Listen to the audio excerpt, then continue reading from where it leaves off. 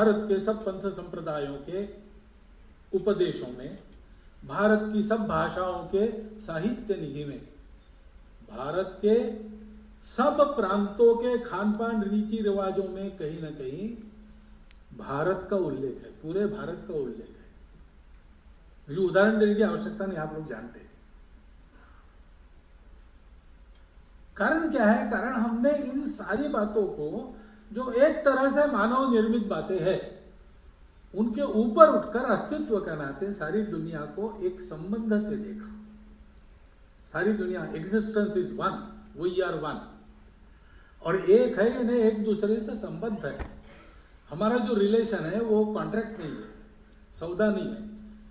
आप हमको ऐसा रखेंगे तो हम आपसे ऐसा करेंगे, ऐसा नहीं है। हम एक दूसरे के रिलेटिव है, बंधु है, भाई है। एक दूसरे की चिंता करना हमारा धर्म है।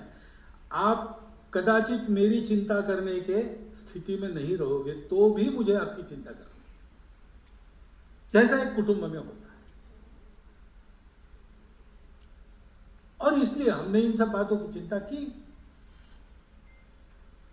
और इसलिए सिटीजनशिप एक टेक्निकल मुद्दा है वैसे, लेकिन उससे भी ज्यादा आप संविधान में देखेंगे तो सिटीजनशिप राइट्स है, 51A ड्यूटीज है। तो ठीक है, भारत की परंपरा में जाना नहीं चाहिए, सेक्युलर है तो वो परंपरा हिंदुओं की है तो वो बात नहीं करनी है, नहीं तो सेक्युलरिज्म मार खाता है, सब किसी किसी को लगता है। छोड़ो, अपना संविधान देखो। 51A में जितने नागरिक कर्तव्य है,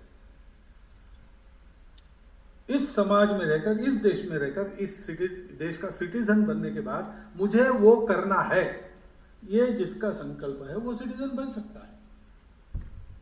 समस्या तब आती है जब सिटीजनशिप के राइट्स चाहिए, ड्यूटीज नहीं चाहिए। पुस्तक में यही कहा है। एसिमिलेशंस में प्रॉब्लम क्या है? उन ड्यूटीज के तहत हमको जैसा रहना चाहिए, जैसा बोलना चाहिए, जैसा करना चाहिए, वैसा करने की वैसा हमारा मन नहीं है, लेकिन हमको चाहिए। तो ये तो हमारी भोग भूमि नहीं है, ये तो हमारी कर्म भूमि है, ये कर्तव्य की भूमि है। यहां रहने वाले प्रत्येक का इस भूमि के प्रति, इस समाज के प्रति कर्तव्य है, और वो संस्कृति ने निर्धारित कर दिया है। वो किसी पंथ संप्रदाय पूजा पर आधारित नहीं है, उसमें सब चलता है।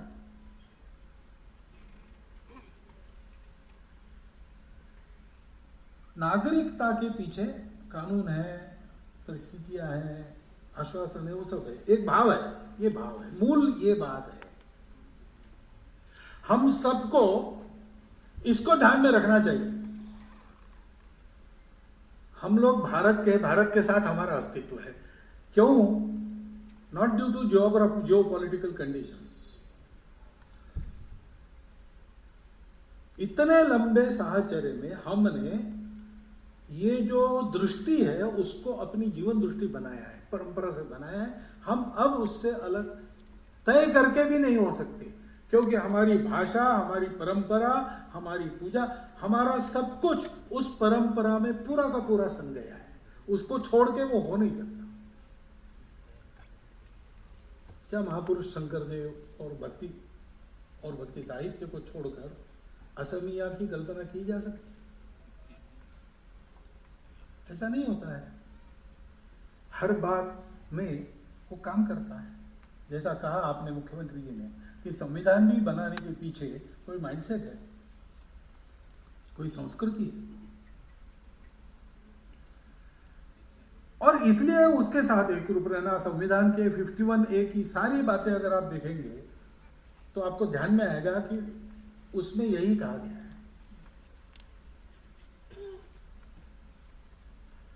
उसकी तैयारी चाहिए।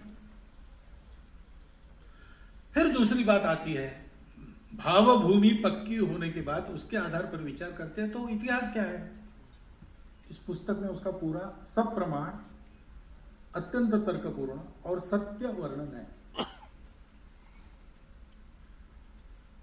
अब CAA NRC ये किसी भारत के नागरिक के विरुद्ध बनाया हुआ कानून नहीं है। भारत के नागरिक मुसलमान को सीएए से कुछ नुकसान नहीं पहुंचने वाला।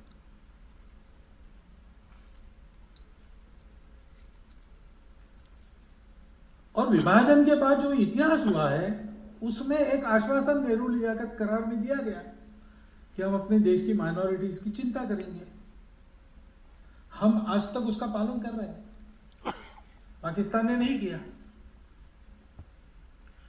और इसलिए उस समय में हमारे लोगों ने सोचा, उसके पहले कॉन्स्टिट्यूएंट असेंबली में भी सोचा कि सारी जनता अंग्रेजों को यहां से निकाल देने के लिए जो लड़ी वो इस कल्पना से कि पूरा भारत एक स्वतंत्र देश होगा। लेकिन आ गया विभाजन। विभाजन मान्य करते समय कोई सार्वमत नहीं लिया गया। उस समय सार्वमत लेते विभाजन को मान्यता मिलती ही नहीं। लेकिन नेताओं ने निर्णय कर दिया, जनता ने उसको मान लिया। लड़े नहीं थे उसके लिए, फिर भी मान लिया। मान लिया तो उस निर्णय को मानने के कारण जिनको बेदखल होना पड़ता है, आज तक होना पड़ रहा है, उनका क्या दोष है? उनकी कौन चिंता करेगा? इसलिए उस समय के हमारे सभी लोगों ने कहा है, जैसे असम के उस समय के नेताओं ने कहा है, वैसे अन्य प्रदेशों के लोगों ने भी कहा कि भाई हमारा ये नैतिक दायित्व बनता है, क्योंकि हम कभी ऐसा विचार नहीं करते कि जो हमारे जैसे और हमारे मानने वाले हैं वही जिए, जो नहीं है ऐसे उनका क्या होता है, जो भारत के वही जिएंगे। अब पाकिस्तान में रह गए, अब वहां से दुर्दशा हो रही, होने दो, हमारा क्या, ऐसा नहीं है। हम तो वहां पर आपत्ति आती है तो भी सहायता भेजते हैं।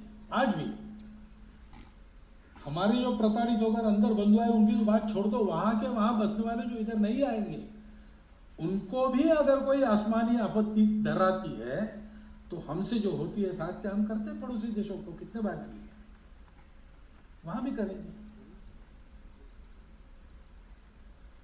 और इसलिए वो एक वचन जो अभिवचन मिलते आ रहा है उसकी पूर्ति सी ऐसे होती है। जो प्रताड़ित होकर आते उनका नाम है उसमें, जो प्रताड़ित होकर नहीं आते उनका नाम नहीं है। एनआरसी का भी ऐसे ही है। प्रत्येक देश में होता है भाई, अपने देश में जो रहने वाले हैं उसमें अपने देश का नागरिक कौन है, जानकारी की बात है ना। वीसा लेकर गेस्ट के नाते आए हैं और घूम फिर रहे हैं, कौन है, जहां बोल रहे हैं वहीं घूम फिर रहे कि नहीं, अता पता रखना ही पड़ता है। हर सरकार को रखना पड़ता है, दुनिया में हर सरकार को ये रखना ही पड़ता है। और बिना अनुमति कौन आए हैं, उनका क्या करना ये बात की बात है, लेकिन कौन है ये तो पता चले। तो अपने देश के नागरिक कौन है ये जानने की अनेक पद्धतियां है, उसमें एनआरसी एक पद्धति है। ये किसी के खिलाफ नहीं है, परंतु बात जब जाती है, क्योंकि जाना ही है उसको, सरकार करेगी ये सब, तो ये पॉलिटिकल डोमेन में जाएगा। और है जैसी पॉलिटिक्स की स्थिति, उसमें इसका केवल पॉलिटिकल माइलेज के हिसाब से विचार होगा, अथवा उसी को हवा देने के लिए कुछ लोग सीधा इस नैरेशन को कम्युनल लाइंस पर लाके लोगों में डाल देंगे। देखो हिंदू मुसलमान बना दिया इन दोनों विषयों को, हिंदू मुसलमान उनका विषय ही नहीं है।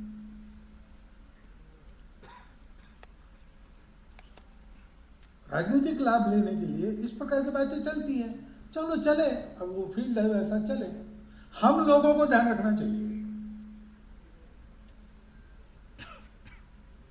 हम लोगों को ध्यान रखना चाहिए, क्योंकि आखिर इस देश की राजनीति ठीक चले कौन देखता है, देश का नागरिक देखता है। उसके हाथ में करेक्शन का टूल रहता है, हर 5 साल बाद उसका वो उपयोग करता है। उसको ये देखना, उस समय जो करना वो ठीक से करना, और जब करेक्शन का समय आता है तब जहां आवश्यक हो वहां करेक्शन के लिए जो करना है वो करना, ये उसका दायित्व है। आज हम हैं, कल अपनी अगली पीढ़ी रहेगी, उसको जो सौंपना है वो समस्याएं नहीं सौंपनी है, समस्याओं के समाधान हो गए, आने वाले समय के अवसर सौंपने। अगर ये करना है तो हम सब लोगों को इसको समझना पड़ेगा और दुर्भाग्य से जैसा बताया गया कि इसी कुछ वर्चस्ववादी उद्देश्य है या एक कट्टरपन है, हम ही सही बाकी सब गलत, ऐसा विचार है, उसकी स्थापना के लिए है, अथवा अपने पॉलिटिकल गेन के लिए है। हमारे सामने सारे तथ्य कभी ना आए, ऐसी एक इकोसिस्टम तैयार की जाए। हम सदैव भ्रम में रहे और चीजों को समझ न सके, उससे बाहर निकलना पड़ता है। और बाहर निकलना पड़ता है तो ऐसे अध्ययन होने पड़ते हैं।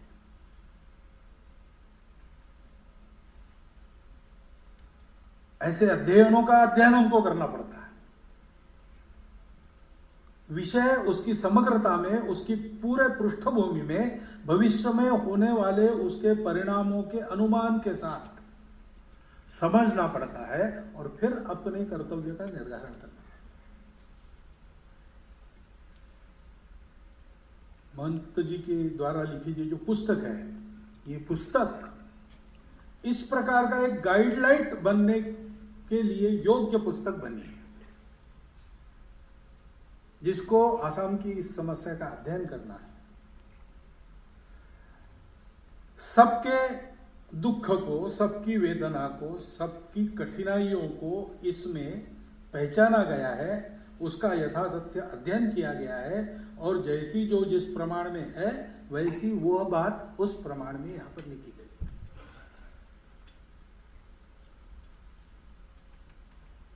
दिशा का स्पष्ट निर्देश है, समस्याएं तो है, और मात्र दिशा अचूक होने से सारी समस्याओं का उसी क्षण निदान होगा ऐसा नहीं, उस दिशा में चलना पड़ता है। चलते समय का जो पथ है, उस पथ में कुछ आता है, उसके उत्तर देने पड़ते हैं। लेकिन सब हमारे हैं, हम सबके हैं, और हम सबको साथ रहने के लिए एक दूसरे को समझकर एसिमिलेट होना है। इस भाव से हम सब साथ रहे और इस प्रकार के साथ रहने की सारी विविधताओं को सम्मानित रूप से मान्य करने की मानसिकता को लेकर, जो अपने भारत की पुरानी मानसिकता है, जिसके प्रकाश में हमारा सारा विचार चलता है और आगे कदम बढ़ते हैं, उसको लेकर हम चलेंगे। ऐसा चलते रहे तो बाकी सारी समस्याओं का भी मिलजुल कर बैठकर हल निकालने में हम सफल हो सकेंगे। केवल उसको कुछ ऐसा रंग देके, वैसा रंग देके, स्वार्थ की दृष्टि से, वर्चस्व की दृष्टि से देखा तो उसमें से हल नहीं। वो समस्या चलती रहेगी और समस्या के आधार पर जिनका जो चलना है वो चलता रहेगा, दुकान चलते रहे। हमको पूरे देश को चलाना है, आगे बढ़ाना है। तो उस देश में ये जो सारी बातें हैं, उनका ऐसा समग्र पृष्ठभूमि के साथ, परिणामों के अनुमान के साथ, और सब रहे, सब स्वीकार हो, इस दृष्टि के साथ जो यथातथ्य अध्ययन किया गया है, उस अध्ययन का मनन करना, चिंतन करना, उसके प्रकाश में अपने व्यवहार को निर्धारित करना।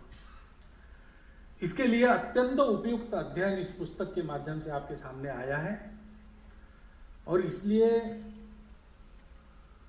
फिर एक बार मैं इस पुस्तक के निर्माण के लिए डॉक्टर ननी गोपाल महंत जी का हार्दिक अभिनंदन करता हूं और आप सबको अनुरोध करता हूं कि इसको विस्तार पूर्वक पढ़े, इसका एक एक शब्द समझे। तो आपको हम यहां बैठे आसाम में, हमारे सामने क्या क्या है और हमको क्या क्या करना चाहिए, इसका अनुमान हो जाएगा। इतना ही नहीं तो एक राष्ट्र के नाते हमारा पूरा भारत, उसका विचार कैसा हो, उसकी पृष्ठभूमि क्या है, उसका आगे चल बढ़ने के लिए कैसा जाना पड़ेगा, इसके बारे में भी आपका विचार तथ्यों के आधार पर, किसी झुकाव के आधार पर नहीं, ऐसा बनेगा, उसके लिए मदद होगी। इसलिए इस पुस्तक का व्यापक प्रचार प्रसार होना चाहिए। हम लोगों को इसको खरीद कर पढ़ना चाहिए।